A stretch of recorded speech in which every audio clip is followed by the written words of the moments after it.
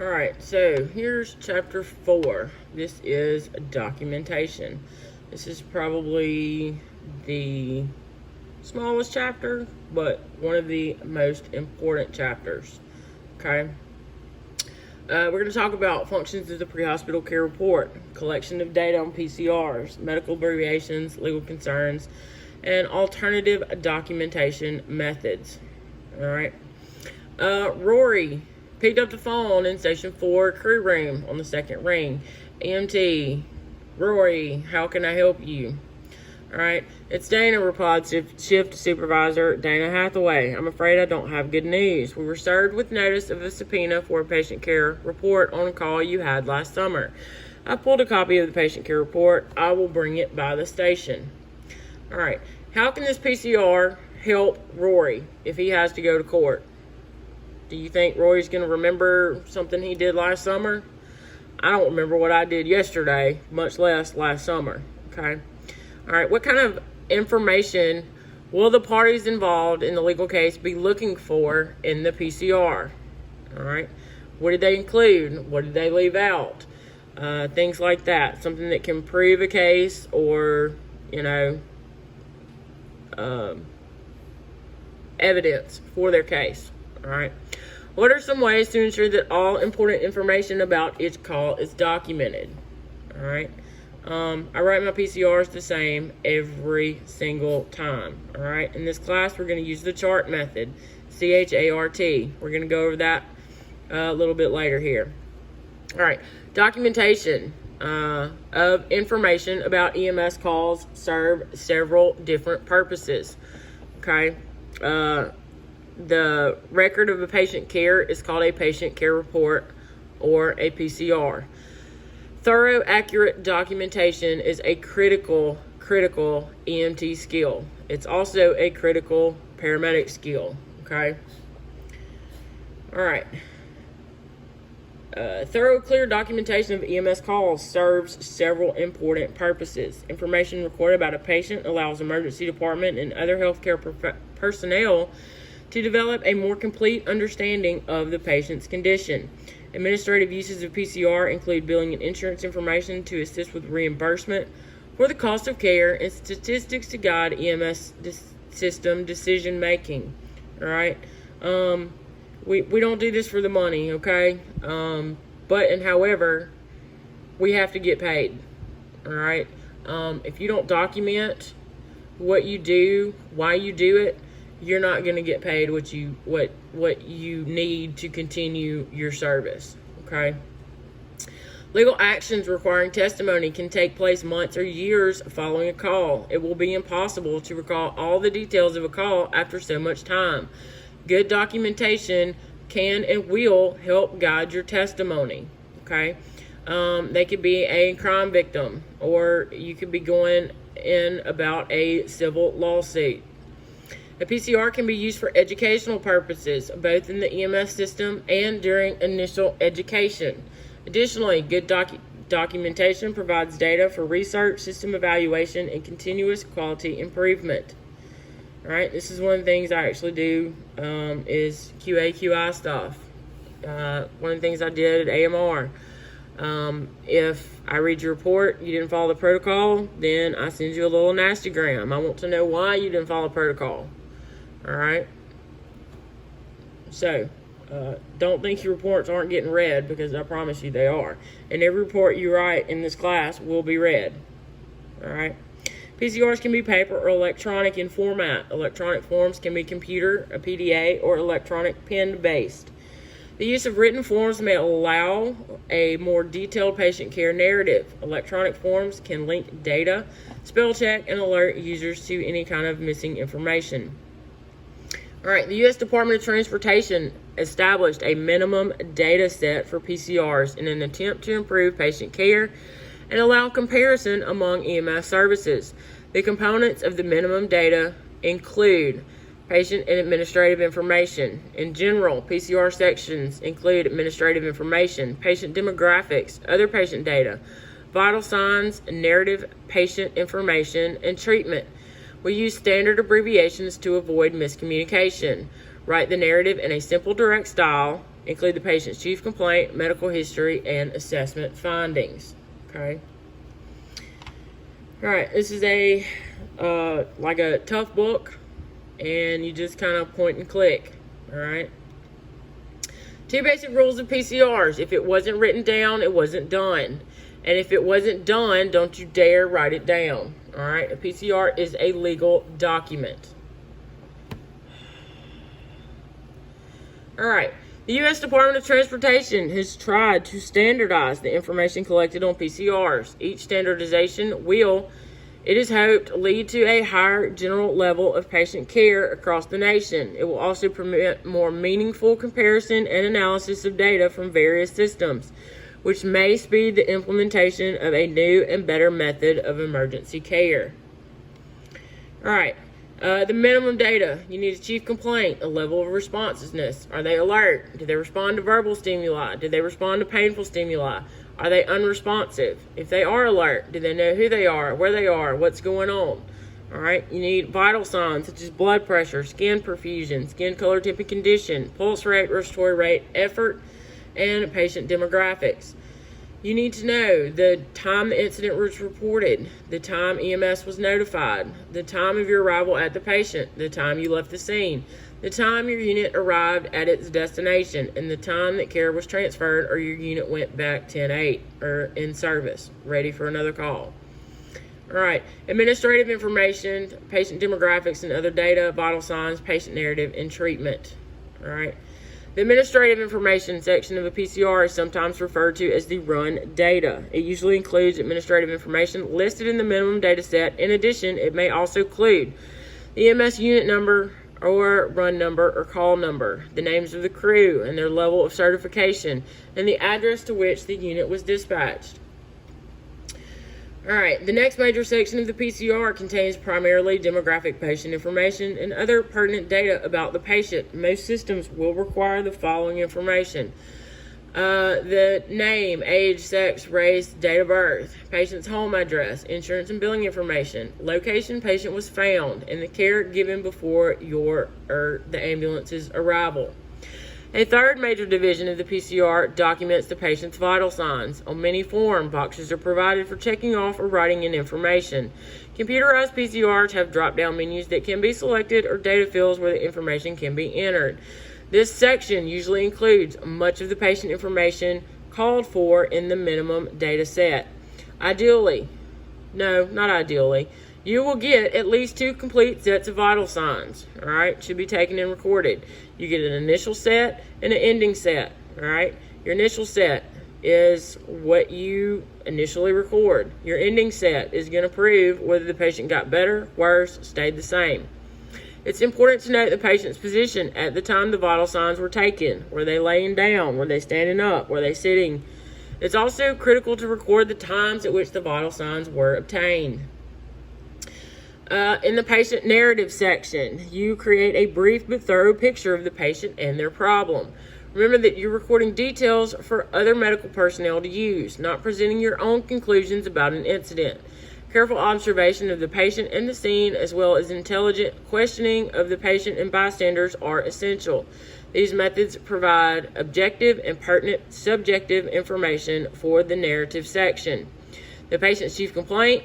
This should be the patient's own words, or in the words of the bystander, if the patient is unresponsive. Put such statements in quotation marks. All right? Quote, "My leg hurts," unquote. The patient's history or a description of the mechanism of injury. This data will include an account of when the chief complaint began and how it has progressed, along with other details of the patient history.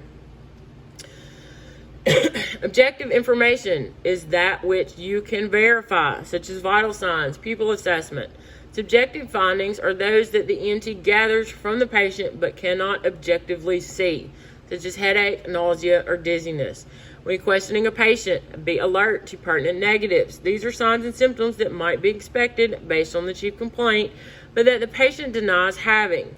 Like with chest pain, you expect them to have chest pain, shortness of breath,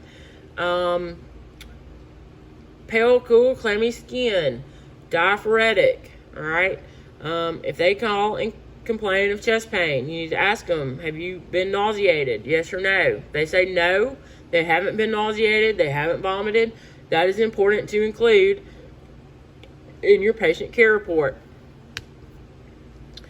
All right, a pertinent negative might be a patient's denial of pain after an automobile crash or a lack of difficulty in breathing in a case of chest pain. By noting the absence of pertinent signs and symptoms, you will provide the medical team that takes over care of the patient a fuller picture of their condition. The final information for entry on the PCR involves the treatment provided to the patient. This should detail in chronological order all treatment you administered to a patient, what time they were administered, and the indications of how the patient responded to that treatment. This information should be written in a clear narrative style, following the guidelines cited earlier in the patient narrative. An emergency physician, nurse, paramedic, or fellow EMT should, by reading your report, be able to learn what treatment was provided and the time it was provided, whether the patient has improved or deteriorated since then. The use of accurate and synchronous clocks mean that all elements of an EMS system should use clocks or timekeeping devices that are accurately set and agree with each other. Dispatch's clock should not show one time while the watches of the EMT show another. Accurate timekeeping helps in the gathering of accurate medical information. For example,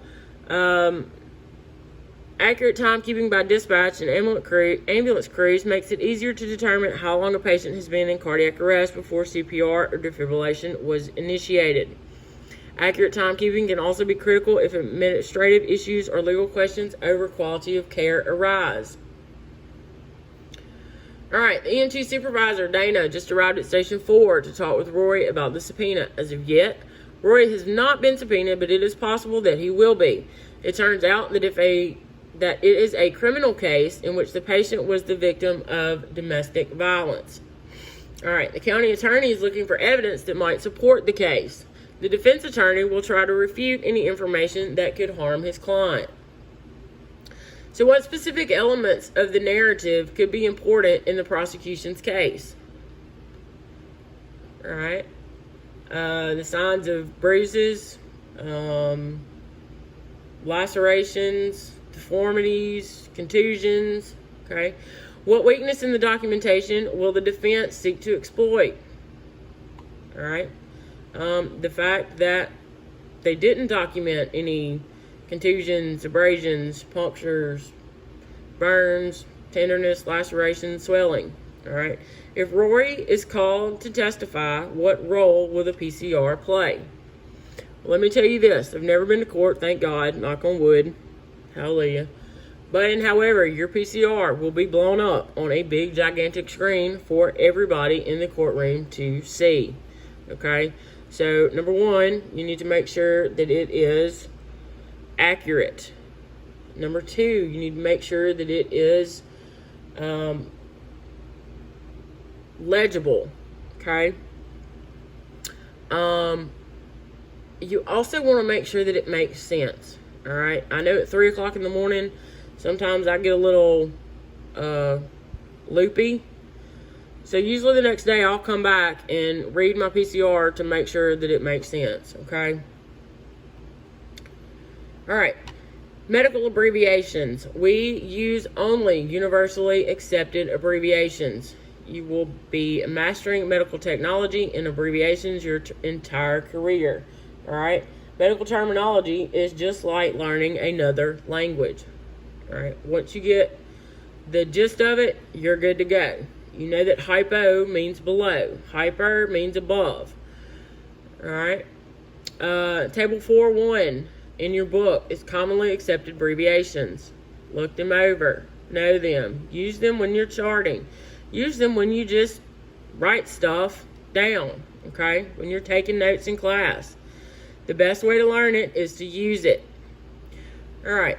This is how medical abbreviations work. All right. It took 4 lines for a non-medical person to write this. All right. A 48-year-old male is alert and oriented with a chief complaint of severe chest pain and trouble breathing. He took 2 nitro without relief today. He is prescribed Lasix twice daily. He has no known drug allergies. All right. The second bullet point is the same thing, all right, without all the extra letters in it. It's a 48-year-old male patient, alert and oriented ×3. Chief complaint of chest pain and shortness of breath. Took 2 nitroglycerins, no relief. He has a prescription of Lasix twice a day, and he has no known drug allergies. All right, it's read the same way. One is a civilian way, the other one is a medical way.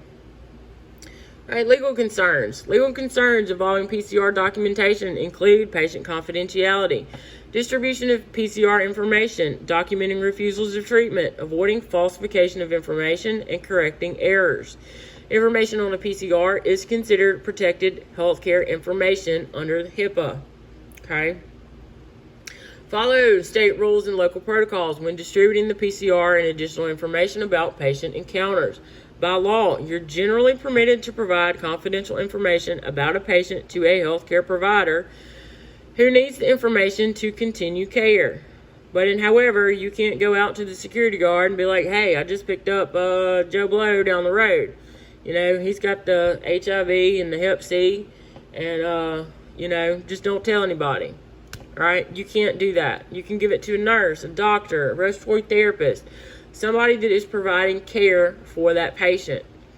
All right. You can also give it to the police if they request information as part of a criminal investigation. To a third party if the information is required on a third party billing form, or in court if required by a legal subpoena. All right. Refusal of treatment. Legal issues arise when a patient refuses care. Situations in which patient refuses treatment require special attention to documenting the fact that the patient understands both the situation and the consequences of refusing care. Okay? You're going to get sued way more often over refusal than you will taking Granny to the hospital. All right? If at all possible, please load them up, take them to the hospital. All right? That way, that doesn't fall on your back, on your shoulders, and, you know, that falls on the doctor, the nurse. You know, you did your job, you took the patient where they needed to go, you provided the appropriate care, and they were evaluated at a medical facility. All right. You can also enlist family members, bystanders, to help you talk the patient into going, okay? If the patient still refuses care after you have explained the risk, spoken with your medical director, and have exhausted all ways to get them to agree to be treated and transported, document the refusal form very carefully. Have the patient sign. You also need a witness to sign. This is not your partner working the BLS truck with you, okay? This is a fireman, a policeman, a patient's family member. It's the only thing I'm coming up with right now. All right. If the patient refuses to sign, have a police officer and or family member sign the document. Before leaving the scene, offer alternative methods of receiving care, such as having a family or friend drive them to the hospital. Finally, you need to advise them not to hesitate calling back EMS if they change their mind. All right? You give them that option. It's up to them whether they take that option or not. All right. Figure 4 or 5 is a refusal form. All right.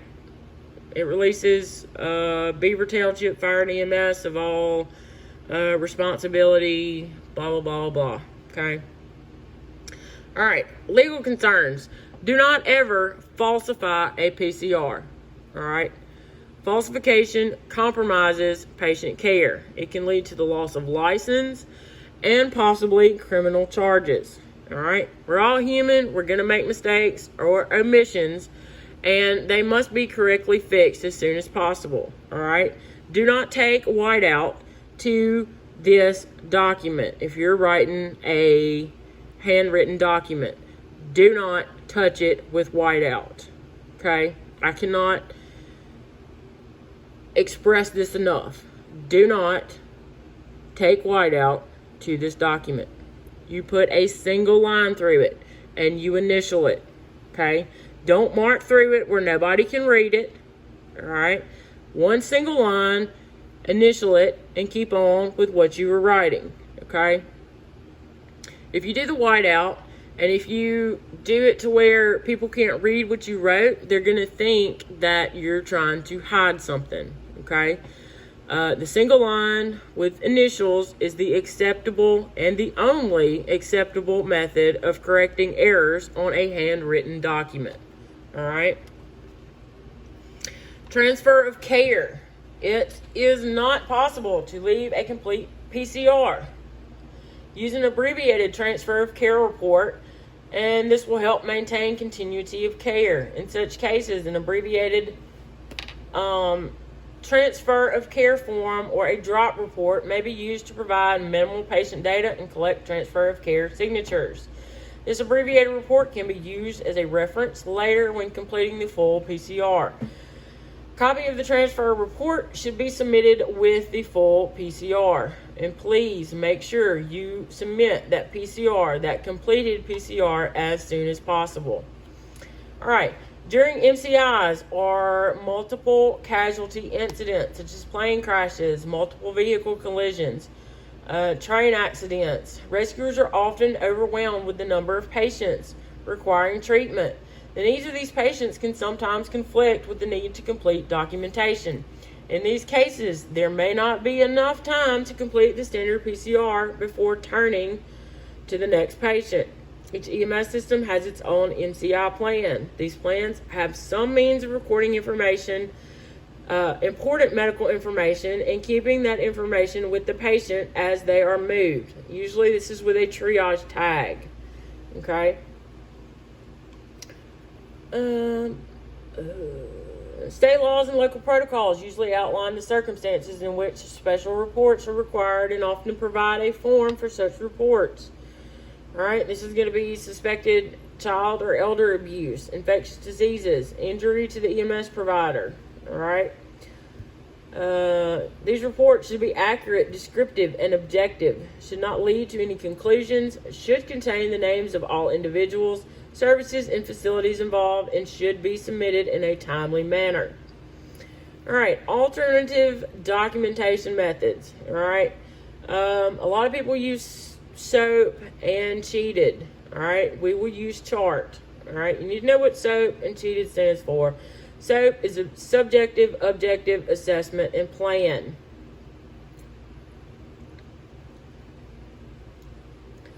All right, SOAP-E. All right, subjective, objective assessment, plan, intervention, and evaluation. All right, this is what we're going to use. We're going to use CHART. C stands for chief complaint. H stands for history. A stands for assessment.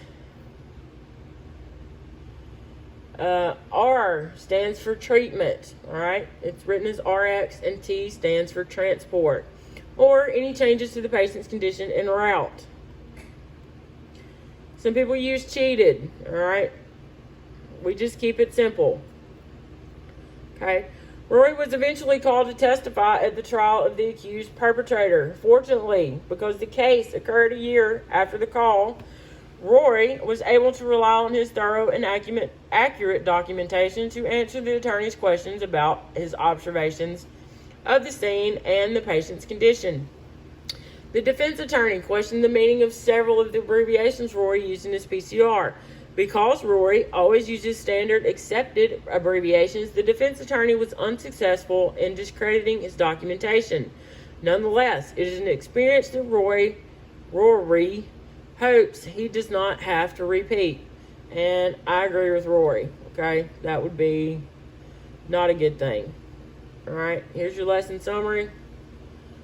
And that concludes that chapter.